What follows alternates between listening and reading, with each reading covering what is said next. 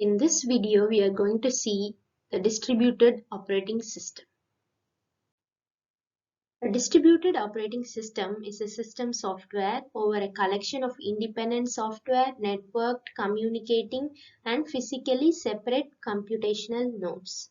That is, this distributed operating system is used in a distributed system where it is a network of a collection of nodes, and each node has a particular separate processor or CPU.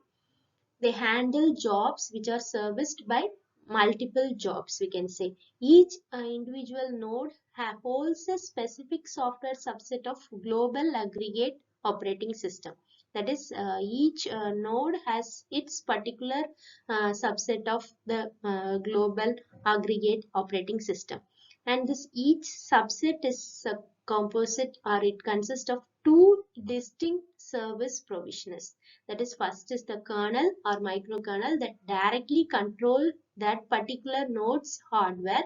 Second is the higher level collection of subsystem management components that coordinate the node's individual and collaborative activities.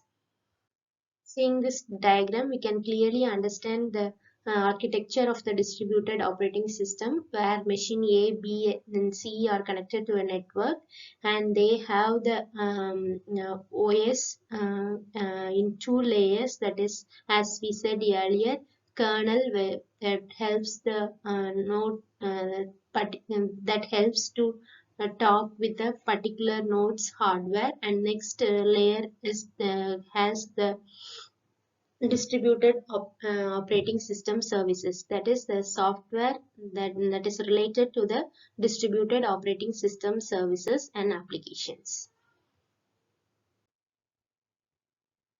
Then we can move to the types of distributed operating system. There are mainly two types. First is the client-server system. Next is the peer-to-peer systems. In this system, the client requests the server for a resource, and the server provides the resource to the client. That is, this model has a client and server. The nodes can be client and server. One client contacts only as one server at a time. That is the condition, whereas a single server can deal with multiple clients simultaneously. The clients and servers connect through a computer network in the system. Then the peer-to-peer systems. Here, nodes play a crucial function in the system. That is, all the task is evenly distributed among the nodes. These nodes can exchange data or resources as needed. They once again need a network to interact. Then in the distributed operating system can be of these two types. Examples of distributed operating system are AIX operating system for IBM and Solaris operating system for Sun multiprocessor workstations.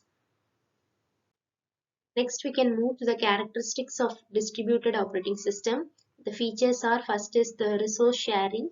The main important feature of the system is that it allows the user to share the resources. For example, we can share the resources like printers, files, and data storage, and web pages, etc. Next is the openness. That is, the system services are freely displayed through interfaces. These interfaces only give their service syntax, for example, the type of function, its return type, and parameters, and so on. Next is the concurrency. That is, several tasks can take place at different nodes of the system simultaneously. Moreover, these tasks can also interact with each other. This increases the efficiency of the system. Next is the scalability. It refers to the fact that the efficiency of the system should not change when more nodes are added to the system. Moreover, the performance of the system with 100 nodes should be equal to the system with 1000 nodes. This has to be ensured. If it is ensured, then the system is scalable, we can say. Then the next is the fault tolerance. It means that the user can still work with the system in the case when hardware or software fails.